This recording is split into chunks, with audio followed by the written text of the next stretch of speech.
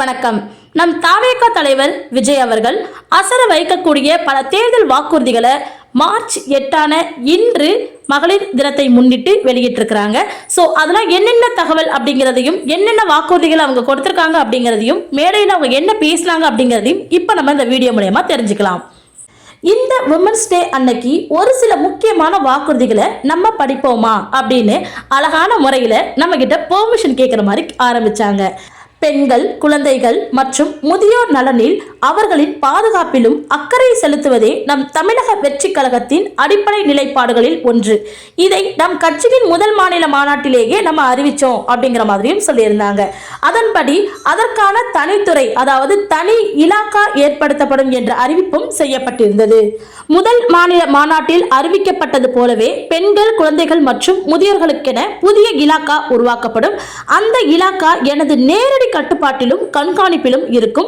சமரசம் அற்ற பெண்கள் பாதுகாப்பை நோக்கி பயணிக்கும் நம் கனவு நனவாக போவது உறுதி என்பதை நம் தேர்தல் முதல் வாக்குறுதியாக சொல்வதில் பெருமிதம் கொள்கிறோம் என்று அவர்கள் தெரிவிச்சிருந்தாங்க. அதைத் தொடர்ந்து இரண்டாவது வாக்குறுதியா என்ன சொல்லியிருந்தாங்கன்னு பாத்தீங்கன்னா, மதிப்புமிகு மகளிர் திட்டம், அதாவது மக்கள் பணத்தை மக்களுக்கு திருப்பி தருவது எப்படி, அது ஓசி அப்படின்னு கேலிக்கு உள்ளாகும் அப்படிங்கிற மாதிரியும், எப்படி இலவசம் என்பது ஒரு ஏராளமாக பார்க்கக்கூடிய ஒரு விஷயமா மாறும் அப்படிங்கிற மாதிரியும், இப்படி வரையறுக்க எந்த அரசியல் கட்சிக்கும் அதே போல எந்த அரசியல் தலைவருக்குமே உரிமை இல்லை அப்படிங்கிற விஷயத்தையும் உறக்க சொல்லியிருந்தாங்க நம் தமிழக வெற்றி கழக தலைவர் விஜய் அவர்கள். இந்தியாவில் நம்பர் 1 இல்லாத மாநிலங்கள் கூட பெண்களுக்கு வழங்கப்படும் அந்த உரிமை தொகையை அதிகமாக கொடுத்துட்டு இருக்காங்க. ஆனா மாதம் மாதம் நம்பர் 1 மாநிலம் என்று தாமே தம்பாட்டம் அடித்துக் கொள்ளும் வெற்றி விளம்பரம் செய்து கொள்ளக்கூடிய இந்த மாடல் திமுக அரசு மகளிர் உரிமை தொகை என்ற பெயர்ல மாதம் மாதம் 1000 ரூபாய் மட்டுமே வழங்கப்பட்டு கொடுத்துட்டு இருக்கிறாங்க. மக்களுக்கு அரசின் சார்பில் வழங்கப்படும் தொகையால அவங்களுடைய மளிகை சாமான் வாங்குவது போன்ற முக்கிய செலவுகளில் ஒன்றாவது குறைஞ்சபட்சமா பூர்த்தியாக வேண்டும் அப்படிங்கிறத எண்ணத்துல கொண்டு அதனுடைய அடிப்படையில் யோசிச்சதுனாலதான் நம்ம அமைக்க போற இந்த மக்கள் அரசு இனி 60 வயது வரை உள்ள அனைத்து குடும்ப தலைவிகளுக்குமே மாதம் மாதம் 2500 ரூபாய் வழங்கப்படும் என்பதை பெரும் மகிழ்வுடன் நாங்கள் அறிவிக்கிறோம் அப்படின்னு அறிவிச்சிருந்தாங்க. இதுல மாநில மற்றும் ஒன்றிய அரசு ஊழியர்களாக இருப்பவர்களின் குடும்பங்கள் மட்டுமே விதிவிலக்கு அப்படிங்கிற மாதிரியும் சொல்லியிருந்தாங்க. இப்படி செய்யறதுனால கூடுதலான குடும்பங்கள் பயனடைவதற்கான வாய்ப்பு அதிகரிக்கும் என்பதை நம் தாய்மார்கள் அனைவரும் மகிழ்வுடன் ஏற்றுக்கொள்வார்கள் என்பது நமக்கு தெரியும் அப்படிங்கிற மாதிரியான விஷயத்தையும் அவங்க வெளியிட்டிருந்தாங்க. அடுத்து மூன்றாவது திட்டமா அவங்க அறிவிச்சதுதான் அன்னபூரணி சூப்பர் 6 திட்டம். நம்ம வீட்டு பெண்களுக்கு பெரும் சுமையாக மாறி இருப்பது சமையல் கேஸ் விலை ஒன்றுதான். தேர்தல் நெருங்கும் போது மட்டும் கேஸ் விலை குறைக்கப்படும். அதே போல தேர்தல் முடிந்ததும் மீண்டும் கேஸ் விலை உயர்த்தப்படும். அந்த விலை உயர்வை நாம் பார்க்கும்போது நம்ம காதுகளில் புகை வரும் அளவிற்கும் அதே போல கண்களில் கண்ணீர் வரும் அளவிற்கும் இருக்கும் அப்படிங்கிற மாதிரி நம் தாவேகா தலைவர் விஜய் அவர்கள் சொல்லியிருந்தாங்க. தமிழகம் முழுவதும் இருக்கக்கூடிய பெண்களின் மனதை அறிந்து நம் எண்ணத்தில் தோன்றியதுதான் இந்த அன்னபூரணி சூப்பர் 6 திட்டம். இந்த திட்டத்தின்படி பார்த்தீங்கன்னா ஒவ்வொரு குடும்பத்திற்குமே வருடத்திற்கு 6 கேஸ் சிலிண்டர்கள் கட்டணமின்றி வழங்கப்படும் அப்படின்னு சொல்லியிருந்தாங்க. இதுல கூட இலவசம் அப்படிங்கிற வார்த்தையை அவங்க பயன்படுத்தல. நம்மை சீராட்டி வளர்த்த நம் தாய்மார்களின் வயிற்றில் பால் வார்த்த திட்டமாக இதை அறிவிப்பதில் நாம் தமிழக வெற்றி கழகம் தலை நிமிர்ந்து பெருமை கொள்கிறது அப்படிங்கிற மாதிரியான விஷயத்தையும் அவங்க ஷேர் பண்ணியிருந்தாங்க. அடுத்ததா 4வதா நம் தாவேகா தலைவர் விஜய் அவர்கள் அறிவிச்ச திட்டம் தான் அண்ணன் சீர் திட்டம். அதாவது ஒவ்வொரு குடும்பத்திற்கும் பெரும் மகிழ்வை தருவது அந்த குடும்பத்தில் நடக்கக்கூடிய திருமண கொண்டாட்டம் தான்.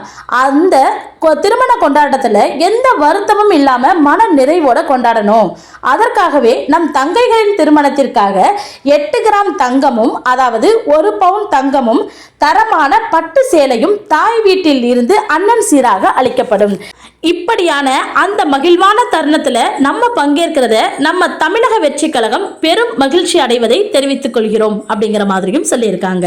இதை தொடர்ந்து பேசிய நம் விஜய் அவர்கள் அடுத்து 5வது திட்டமா காமராஜர் கல்வி உறுதி திட்டத்தை வெளிப்படுத்தினாங்க. அதாவது கல்வி கண் திறந்த கர்ம வீரர் பெருந்தலைவர் காமராஜர் அவரை கொள்கை தலைவர்களில் ஒன்றாக நாம் ஏற்றதுதான் நம்மளுடைய இந்த தாவேகா இயக்கம்.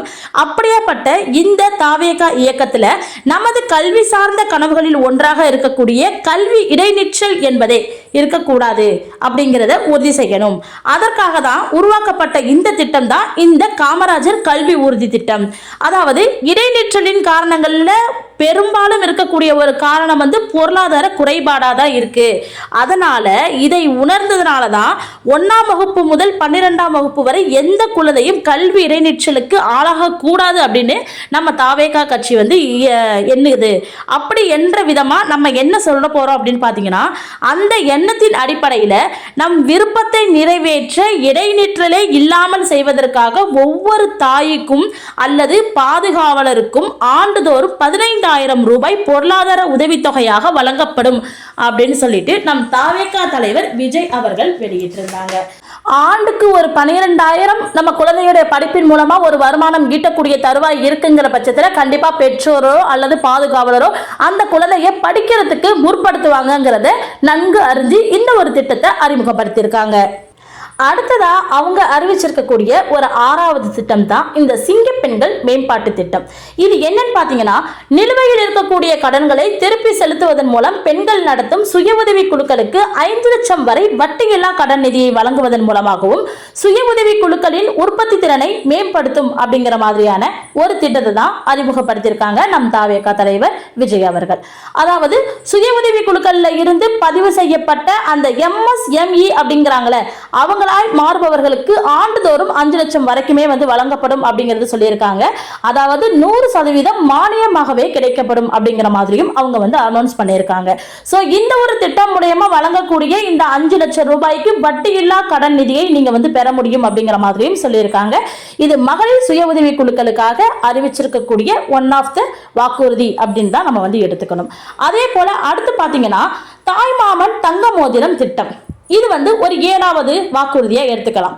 அதாவது உலகத்துல மனுஷனா பிறக்கிறதே பெரிய விஷயம், அதுலயும் நம்ம தாய்நாடான தமிழ்நாட்டில் பிறக்கிறது மிகப்பெரிய வரம் அப்படின்னு சொல்லி இருக்கிறாங்க.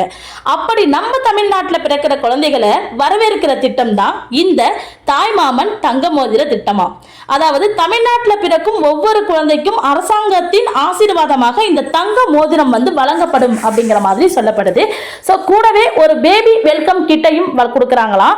அந்த கிட்ல ஊட்டச்சத்து பொருட்கள், பேபி ட்ரெஸ்ஸஸ், தரமான baby soap, next baby oil, baby powder, அது மட்டும் இல்லாமல் பேபி கொசு வலைகள், பொம்மைகள், நாப்கின்ஸ் மற்றும் டயப்பர்ஸ்கள், இது எல்லாமே பேபி வெல்கம் கிட்ல இருக்கும் அப்படிங்கிற மாதிரி நம் தாவேகா தலைவர் விஜய் அவர்கள் வெளியிட்டிருந்தாங்க.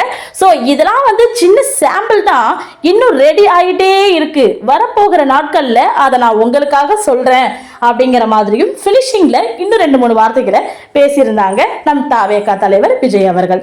ஆக்சுவலா தேர்தல் களம் களக்கட்டி வந்துட்டு இருக்கிற இந்த சூழல்ல திமுகவா இருக்கட்டும் அல்லது அதிமுகவா இருக்கட்டும் இல்ல அதர் பல கட்சிகளா இருக்கட்டும் இல்ல தாவேகாவா இருக்கட்டும், எல்லாமே அவங்களுடைய வாக்குறுதிகளை இறக்கிறதுக்கு ஆரம்பிச்சுட்டாங்க. ஓகேவா? அதாவது மக்களை ஈர்க்கும் வண்ணமும் மக்களை கவரும் வண்ணமும் மக்களுக்கு என்னெல்லாம் செய்வேன் அப்படிங்கிற மாதிரி அவங்க வாக்குறுதிகளையும் கருத்துக்களையும் வெளியிட ஆரம்பிச்சுட்டாங்க. இப்ப நம்ம பண்ண வேண்டியது என்ன? மக்களாகிய நம்ம யாரை செலக்ட் பண்ணா ஆட்சி நல்லா இருக்கும், யாரு நம்மள ஆண்டா நம்ம கரெக்டா இருக்கும், தமிழ்நாட்டுக்கு யாரு ஏத்தவங்களா இருப்பாங்க அப்படிங்கிற மாதிரி சுயமா சிந்திச்சு ஓட்டு பண்ணுங்க. நன்றி.